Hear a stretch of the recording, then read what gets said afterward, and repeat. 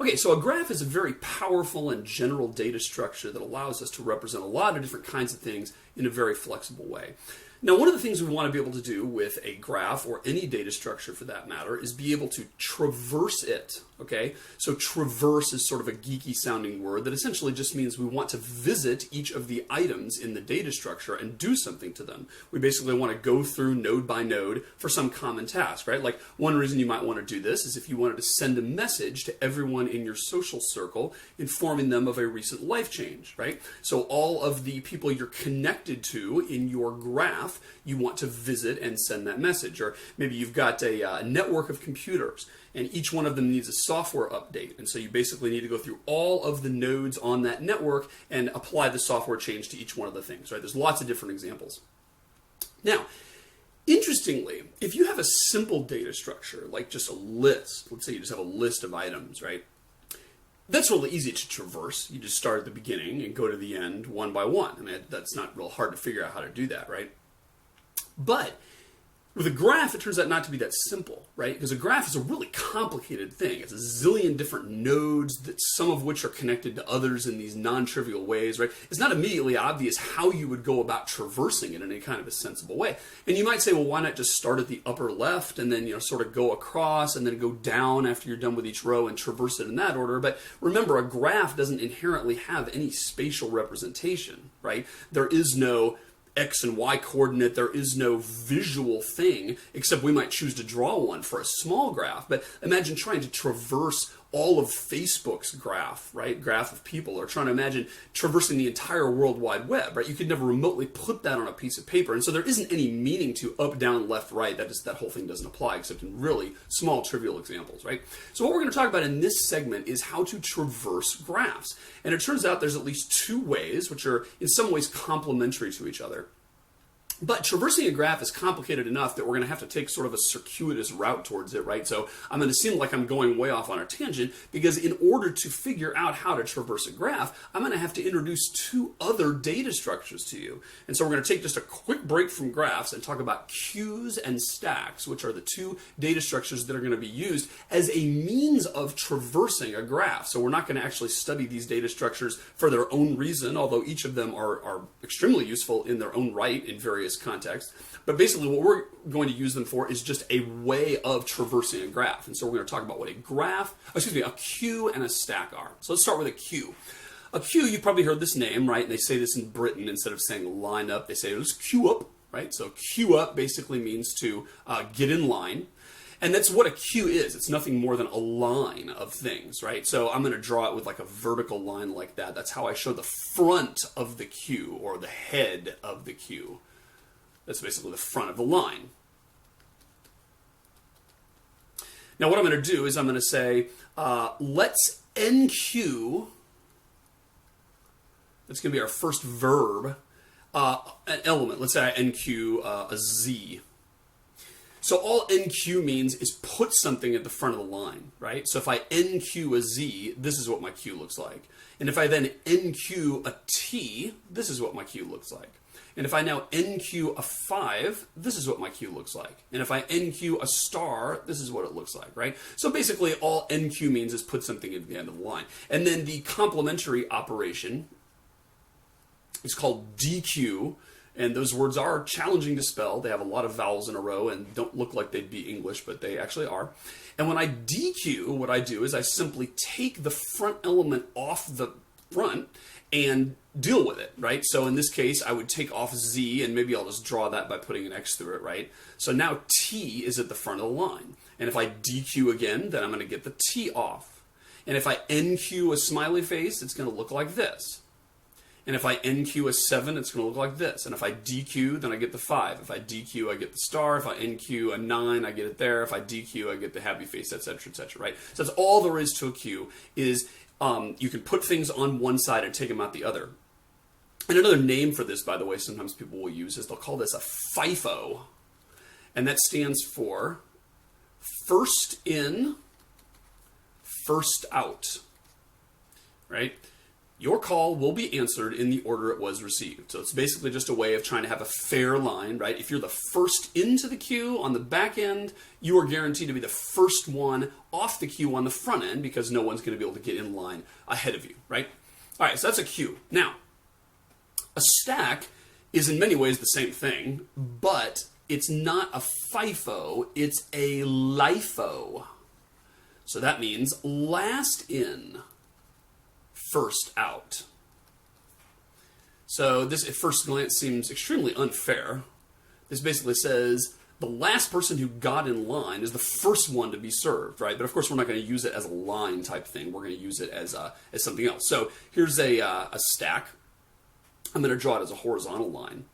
And the two operations on a stack are not called NQ and DQ. They are called push and pop for various bizarre reasons. And the way you can visualize a stack is as a stack of books or something like that, right? Or it's actually even a little bit more helpful to think of it as a stack of cafeteria trays. So you may have gone to a cafeteria where the trays are in a stack, right? And you actually can't tell how many there are by looking at it. All you can see is there is one on top, right? And as soon as you take that tray and turn it over and get ready to put your food on it, there's this spring-loaded thing that goes shunk, right? And all the rest of the trays shunk up to where there's another one on the top, and maybe you can see the top one is red, and you're like, oh, isn't that nice? I got a green tray, right? Then the person behind you gets the red tray, and they take it, and it goes shunk, and the next person gets the blue tray, which is now on top, shunk. So the reason I make a big deal about the cafeteria tray analogy is that there's a couple important things about a stack. One is you can't tell, and that's by design, that you can't tell how many things are on the stack. You can tell if there is at least one thing. So when the guy after that person comes by and looks down, right, there isn't any tray there. So, he's out of luck, right? He doesn't actually get to have lunch right now, or he has to wait until they bring more trays. So you can tell if the stack is empty.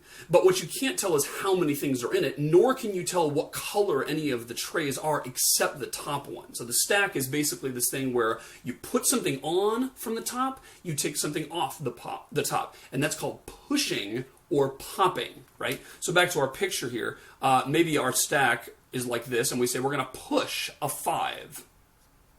Now we're going to push a Q. So notice that Q is now on the top of the stack. Now we're going to push a star. Now we're going to pop, and when we pop, that means taking off the star. So the Q is now on top. And if we push a smiley face, the smiley face is now on top. And if we push a, pizza slice, then the pizza slice is now on top. And if we pop, pop, pop, every time we pop, we go off the bottom, right? So very simple queue and stack. They operate exactly the same in terms of them being one-dimensional and heterogeneous, right? You can have letters and numbers and happy faces and all that kind of stuff all in the same stack or the same queue. The only difference is the queue you add to one end and you take off the other end. The stack you add and take off from the same end, and typically we call it the end and the front of the queue, and we call it the top of the stack. Just those are sort of conventional names. And pushing and popping is what we do to a stack, and NQing and DQing is what we do to a queue. Now, it turns out that those very simple data structures lend themselves to a lot of applications, and you will see those throughout computer science. All we're going to talk about this time, though, is how they can be used as a means to an end. The end being knowing how to traverse a graph. So before we do that, let's do a little quick review here. Take a look at this queue I've got. Suppose it's got a 12 at the beginning, and then a box, and then a soccer ball, and then a 5. What does it look like after NQing a happy face? The answer is it looks like that. You just put the happy face at the end. Now we got a happy face at the end. Now what does it look like after DQing the 12 from the front? The box shifts up and now becomes the front element. What does it look like after NQing a 6, NQing a stop sign, DQing twice, and NQing a bicycle in that order? See if you can work that out and get the answer I get. That is what I believe it looks like now. The 5 is now at the front because we did 2 DQ operations in there. And actually, I made a big deal about doing them in this order. It really didn't matter in this case whether we did the DQing before, in the middle, or after all the NQs, because we never actually did enough DQing to make it through multiple parts of our list, right? We never made it all the way to the happy face. But in general, it does matter, and certainly it matters whether we put the 6 or the stop sign on first, right? But at any rate, this is what it looks like after doing those operations. All right, now, switch gears. Stack. Is the stack, what is it going to look like after we push a happy face? And the answer is you just push the happy face on top. Great, now we got a happy face on top. What does it look like after popping the happy face? Notice that the happy face is the first thing to get popped since we just pushed it on. And the answer is it looks just like it did before. Notice that NQing and then DQing did not give us the same cue necessarily, but pushing and then popping does always give us the same stack, and that's because we're going to pop the thing we just pushed. Great, here's my stack. What does it look like after pushing a 6, pushing a stop sign, popping twice, and pushing a bicycle in that order? And the answer is it looks like that. We end up with a bicycle on top because that's the last thing we pushed. Notice that the 5 and the soccer ball, and the square, poor them, they never even came into play in this thing because they were pushed very early on. 5 was the first thing to be pushed, or at least if anything was pushed before it, it got completely popped off and emptied before 5 went on. But bottom line is that, the things at the bottom of the stack are sort of out of luck as far as the order in which they're served. And that's going to be key when we talk about traversing a graph. All right, speaking of graphs, let's go back to graphs for a second. This is a social network, let's say, and let's say that I've got 2 different nodes with an edge between them. If I have that, that means that they are friends, right? So we've got Anne, Betty, Cindy, etc., and all of their friends. Question, are Anne and Jackie adjacent vertices? And the answer is yes, because they have an edge between them, this curvy edge right here. Are Horace and Irene adjacent vertices? And the answer is no, because they do not have a connection. Notice that adjacent doesn't mean connected, right? Because Horace can reach Irene by going around through Anne and Jackie, but that's not the question. The question is adjacent, and that just flat means, is there a direct edge between them? Also notice that it doesn't matter that Horace and Irene are physically positioned close together on the page, because again, the visual depiction on the page is irrelevant. What the graph is simply the set of nodes and the relation, which is the vertices that connect them. What's the degree of Irene? Answer is 3. Remember, the degree is simply a fancy way of saying how many different edges go out of it, right? And by the way, if it's a directed graph, there are in degrees and out degrees for each node, depending on how many outgoing arrows and ingoing arrows come in. What is the geodesic distance between Eustace and Mark? The answer is 2. There aren't any, numbers on the edges here, and therefore we're just going to assume that each one is worth 1 in terms of distance. But clearly you can go from Eustace to Mark through Franklin, 2, and it doesn't look like there's any quicker way. If Eustace tried to go around here, he'd get hopelessly lost, it looks like. So clearly the geodesic distance is 2 between them. Question, is this a directed graph? No, because there are no arrowheads on any of the arrows. Every edge is inherently bidirectional. Is this a weighted graph? No, again, and that's of course because there are no numbers on the edges indicating what the weights would be. Is this a connected graph? No, remember, connected means that every vertex is reachable from every other through some path. And clearly we got Zelda here, who's just kind of hanging out, and she evidently isn't friends with anybody. Maybe she's the new kid on the block. So it's not connected because of her, at least. What about if we remove here? Now, is it connected? Also, no. This trips up some students because they say, whoa, she looked like the only one who was isolated here. But remember, it's not merely that an isolated node would make it not connected. Any components that are not connected to each other make it not connected, right? And if you stare hard at this, you'll realize that Cindy and Ginny and Carl are all connected to each other through this triangle, and more importantly, they are not connected to anybody else. Therefore, that component right there is unreachable from Jackie and Ann and Betty and friends. So it is not connected even if we remove Zelda. All right, what if we leave Zelda in and connect her to Eustace and to Cindy? So now Eustace is connected to Zelda and Cindy's connected to Zelda. Is it a connected graph now? And the answer, I believe, is yes, because we took our 2 components, the Cindy, Carl, Ginny component and the Ann, Betty, and Friends component, and we connected them by means of attaching them both to Zelda. which leaves everyone connectable to everyone else. Okay, so we're ready to traverse our first graph. And remember, traverse is just a fancy way of saying we're going to visit each of the nodes. And actually, that's the word we're going to use is visit.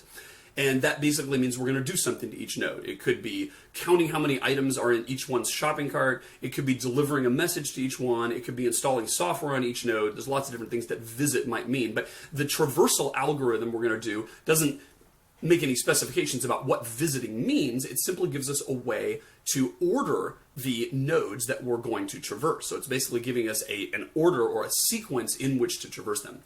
By the way, one interesting thing that will come up is the fact that if you have an ordinary thing like a list, there's only one obvious way to traverse it, right? If I said traverse the numbers 1 through 7, and I said 1, 2, 3, 5, 6, 4, 7, that would seem really weird, right? Because it's like, well, why would you do them out of order? And there's only sort of one right order, or at least one sequential order to traverse the elements in a list in. But the same is not true for a graph. In fact, it's going to turn out that in this algorithm, there are a couple of points where we're going to have choices about what order to treat the nodes. And it doesn't give us complete flexibility to treat them in just an arbitrary order, but we're going to have choices so that there's more than one valid ordering for a particular traversal algorithm, all right? And we're going to learn two ways to traverse these graphs. And they are called breadth-first traversal and depth-first traversal. And again, it's weird because, a list, it's just, you just go through from the start to the end. But there's no obvious way to do that with a graph, right? Because a graph is a bunch of different nodes, all of which are connected to some of the others and not others, and it's like a big mess, right? And so the question of what is an order in which I could go through and treat each of the nodes turned out to be kind of tricky. And, we're going to end up saying, that we have to use this algorithm for it, because you can't just say, well, let's just take, the upper left node and visit it first and then sort of go down, the rows like that, because there is no upper left, right? The graph is a data structure that is independent of its representation on a physical piece of paper. And we could draw many different pictures for the same graph. There is no inherent upper left node. So we're going to have to sort of start off with essentially an arbitrary one. And that's going to be the first decision we have, is which node to start with, right? Okay, so let me dial this up here. So here's our friends, Anne and Betty, etc., from the quick review slides. And the first thing I'm going to do is just define a couple of terms, because we're going to use these. Again, the term visit is going to mean do whatever we actually need to do to the node.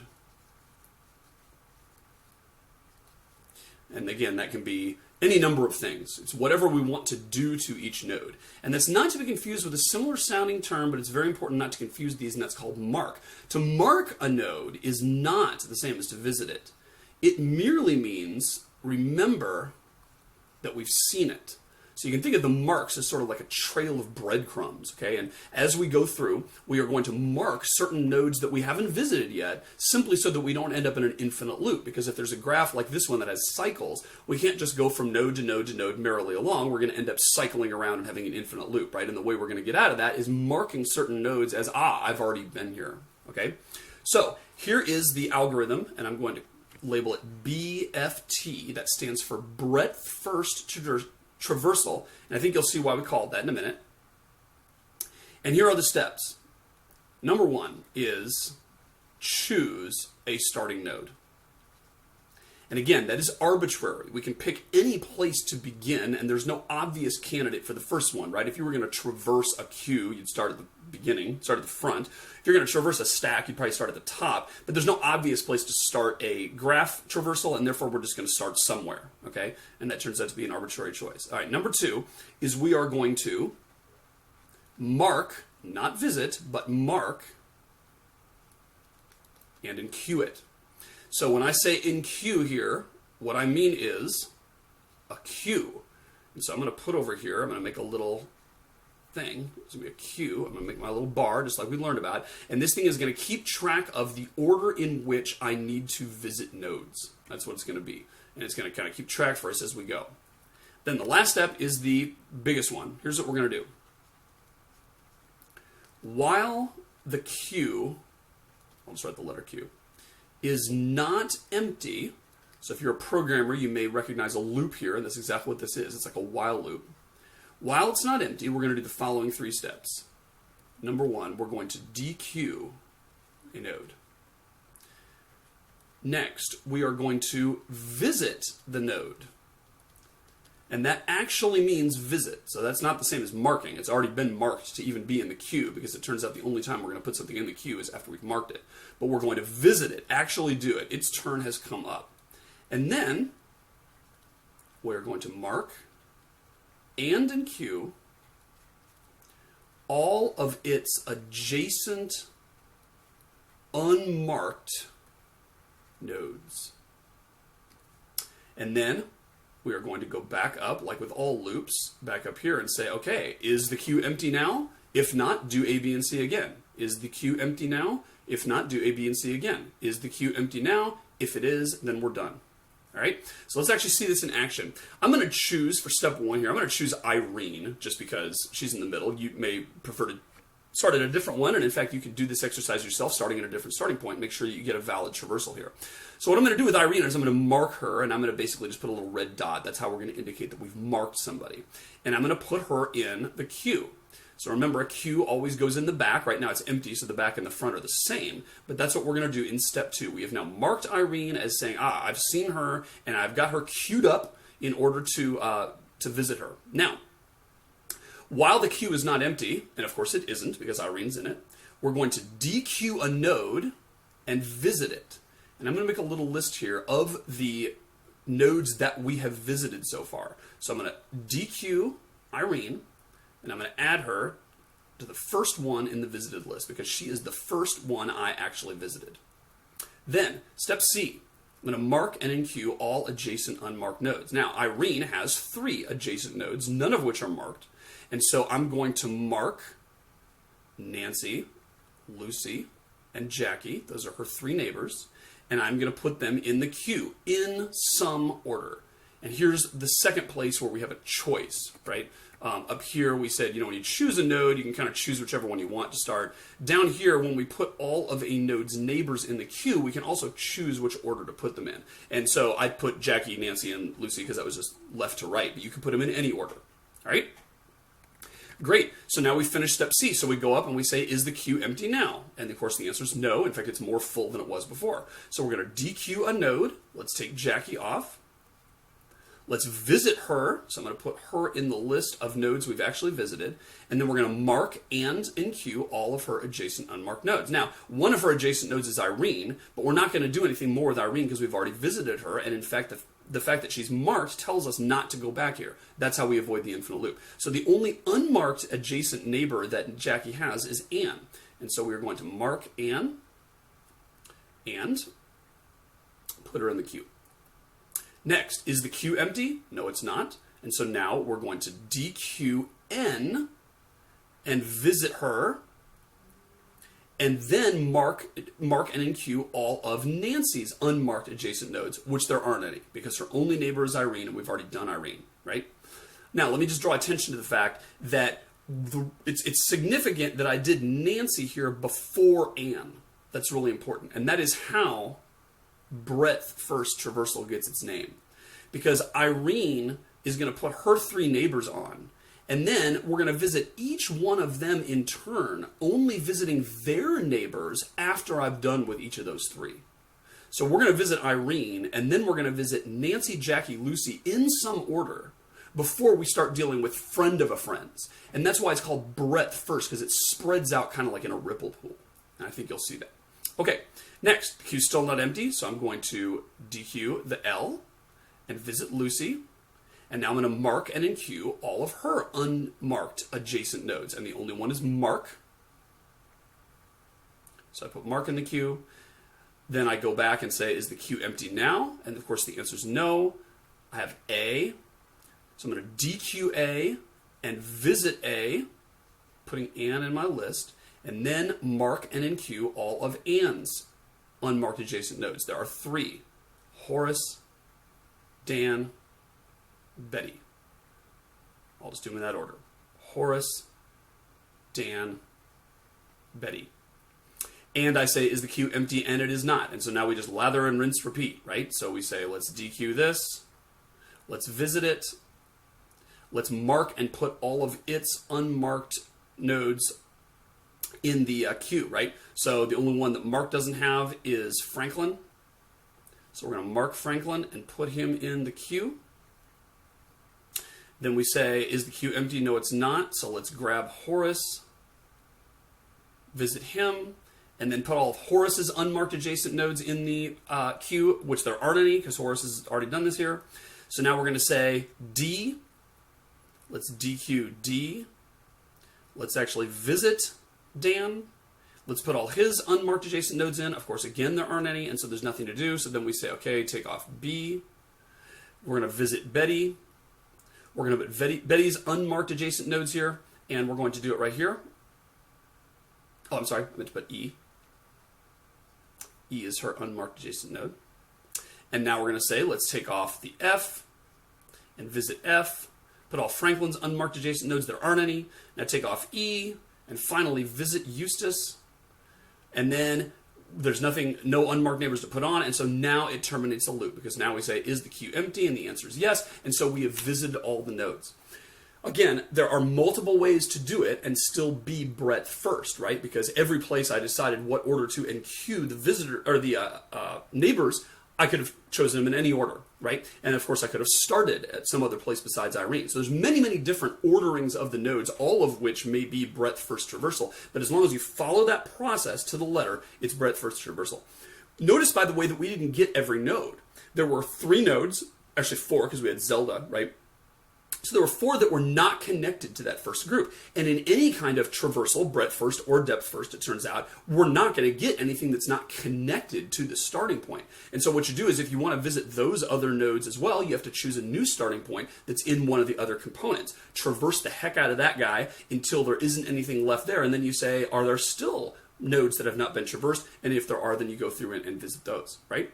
So that is called breadth first traversal. And again, the way I think of it is sort of like ripples in a pool, right? And that's because once we visit a neighbor, we take their neighbors and put them in the back of the line. And then we visit our next neighbor. But before we visit their neighbors, we put them in the back of the line. So we're always going like one level out at a time. And if something has a long geodesic distance from the starting point, it is not going to be visited very soon. It's going to be visited at the very end because we have to ripple all the way out there. Okay? So let's do a depth first traversal. So there's the same graph here, and we're going to do the depth first traversal algorithm. That's called DFT.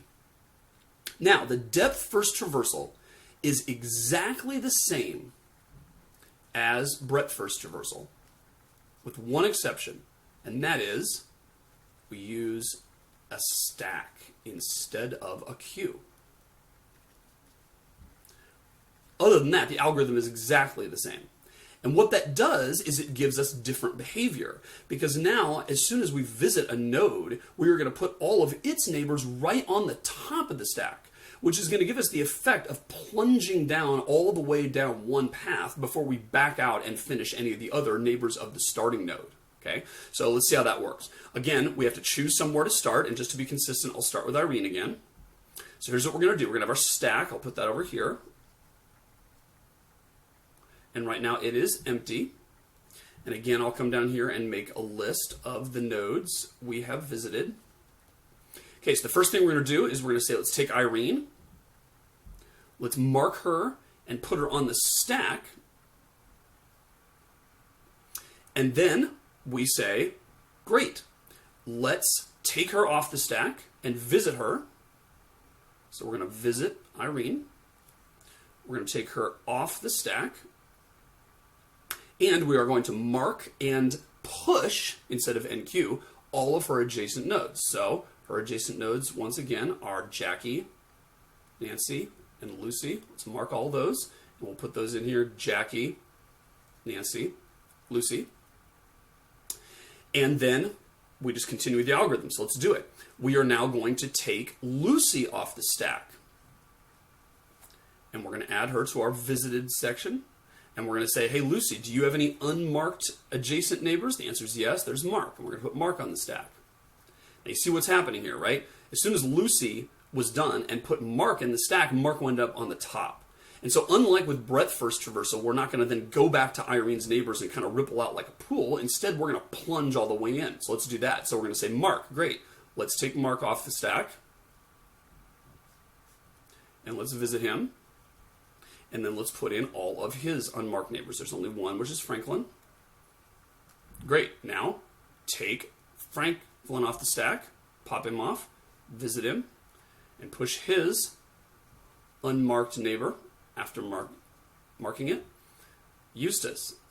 Pop off Eustace, put him here to be visited, put Betty on the stack. You can see what's happening. We're just going in a line here, right? Because then as soon as we take Betty off and visit her, we're going to NQ Anne. So we just sort of went right around this thing, right? We went ooh, all on one path. That is a characteristic of depth first search.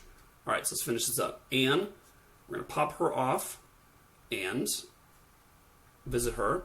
And then she has two unmarked neighbors. Doesn't matter what order we put them in. We'll put them in Dan and Horace. Pop Horace off, visit him. He has no unmarked neighbors. So then we pop Dan off, finish with him. He has no unmarked neighbors.